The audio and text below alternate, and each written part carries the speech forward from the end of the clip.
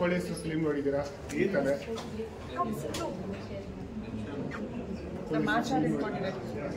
ಏನು ಅನಿಸ್ತು ಮೇಡಮ್? ಹೆಂಗಿತ್ತು? ತುಂಬ ಚೆನ್ನಾಗಿದೆ ಸಿನಿಮಾ.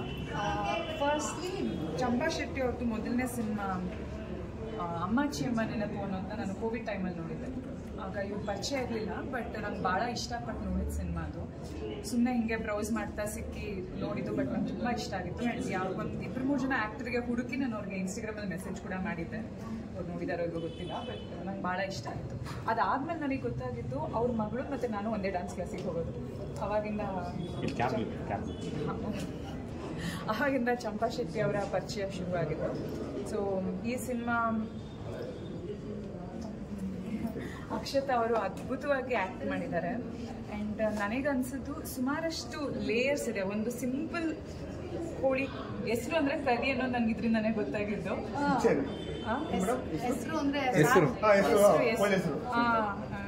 ಫಸ್ಟ್ ಆಫ್ ಆಲ್ ನಾನ್ ವೆಜಿಟೇರಿಯನ್ ಅಲ್ವಲ್ಲ, ಇದ್ರಲ್ಲೇ ಗೊತ್ತಾಗಿದ್ದು. ಹಾಗೆ ಗೊತ್ತಾಯಿತು.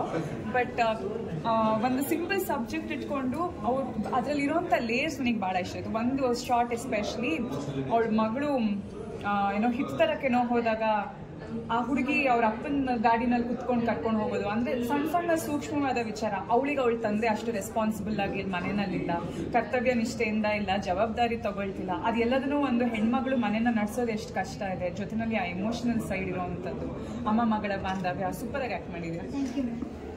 ಇದು ಈ ಒಂದು ಸಣ್ಣ ಸಣ್ಣ ವಿಚಾರಗಳು ನನಗೆ ತುಂಬ ಇಷ್ಟ ಆಯಿತು.